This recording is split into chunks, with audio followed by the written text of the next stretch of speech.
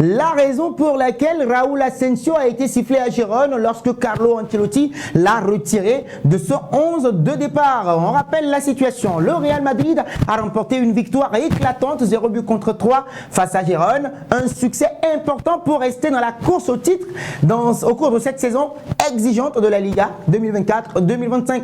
Pourtant, cette soirée a été également marquée par un incident notable, les sifflets à l'endroit de Raúl Asensio, les amis, au stade Montilivi. Ces manifestations bruyantes des tribunes ont soulevé des questions et leur origine se trouve maintenant dans des événements bien au-delà des terrains.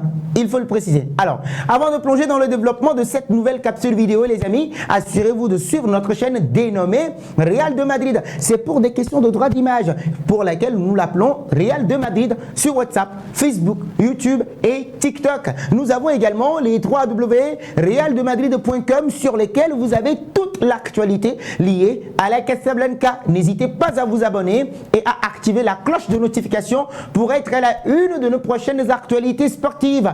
Alors, Gérone, une équipe en pleine forme, les amis, cette saison 2024-2025, il faut le préciser, même si ça ne va pas trop en Europe, accueillait un Real Madrid amputé de plusieurs de ses cadres. Les absences notables de Vinicius Junior, Rodrigo Goes, Eduardo Camavinga et d'autres joueurs clés comme Eder Militão, David Alaba ont imposé des ajustements tactiques maintenant à Don Carlo Ancelotti. Donc, face à ces défis, le club madrilène devait compter sur ses talents restants, notamment Jude Bellingham, Kylian Mbappé, Antonio Rudiger et Federico Valverde pour maintenir maintenant son niveau compétitif. Jude Bellingham en particulier suscitait une grande attente après avoir marqué lors des 4 précédentes rencontres de championnat. Bah oui, en l'absence de Rodrigo Goes et Vinicius Junior, son rôle devait maintenant encore plus être crucial pour guider l'équipe vers la gloire. N'oublions pas que c'est un playmaker. Et donc dans ce contexte sportif tendu, bah oui, ce contexte a fait de cette rencontre une résilience véritable pour l'efficacité madrilène. Les huées et les sifflets ont commencé dès que Raúl Asensio, jeune défenseur central prometteur du Real Madrid, a fait son entrée sur le terrain. Et donc ces réactions hostiles des supporters de Gérone ne sont pas liées à ses performances sportives, non pas du tout, mais à une affaire extra-sportive qui a éclaté en septembre 2023. Petit rappel, ce mois-là, une enquête a été ouverte par les autorités espagnoles concernant plusieurs jeunes joueurs du Real Madrid impliqués dans une affaire présumée de révélation de secrets à caractère sexuel impliquant une mineure. Alors, d'après les informations relayées par divers médias espagnols, des fichiers à caractère sensible auraient été partagés ou bien réfutés avec un groupe élargi comprenant jusqu'à 32 personnes. Bien que Raúl Asensio ait été mentionné dans cette affaire, les enquêtes ont révélé qu'il ne se trouvait pas du tout, pas directement impliqué dans l'acte sexuel lui-même. Alors, au moment des faits, il aurait été présent dans une autre pièce. Je rappelle que ce sont des médias, d'accord? Et donc, malgré ces éléments, l'affaire a suscité une vive indignation, notamment parmi les partisans des équipes adverses.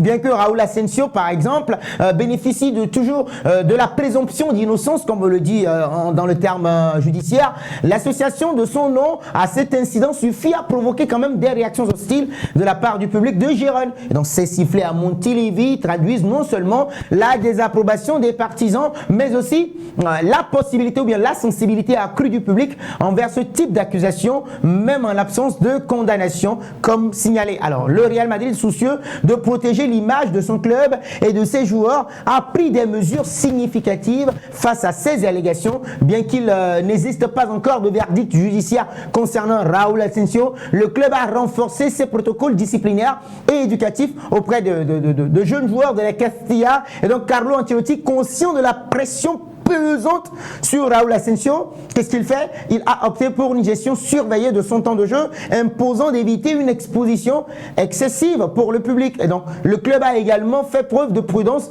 dans sa communication, insistant beaucoup plus sur la présomption d'innocence. Oui, en appelant au respect du processus judiciaire en cours en Espagne. Donc, cette position équilibrée n'a pas suffi quand même à calmer la ferveur des supporters adverses, comme en témoigne l'accueil réservé à Raúl Asensio à Montilivi, à Gérone, au cours de ce match d'hier. Donc, l'incident de Montilivi mettent en lumière les difficultés auxquelles les joueurs peuvent parfois être confrontés en dehors du terrain. Oui, les agressions sexuelles et autres. Et donc pour un jeune joueur comme Raúl Asensio, ces sifflets constituent un rappel brutal des conséquences qu'une affaire médiatisée peut avoir sur sa carrière, même en l'absence de preuves définitives. Donc alors que le Real Madrid célèbre une victoire convaincante sur la pelouse de Girona Montilivi, l'affaire Raúl Asensio rappelle encore une fois que le football ne se joue pas uniquement sur le terrain. Oui, entre l'attente des décisions judiciaires et la gestion de la pression publique, Raúl Asensio et son entourage maintenant devront faire quoi? Bah oui, ils devront naviguer prudemment dans les mois à venir pour restaurer son image et se concentrer pleinement sur sa carrière sportive. Voilà ce qui explique la raison pour laquelle Raúl Asensio a été sifflé au cours de son entrée à Girona.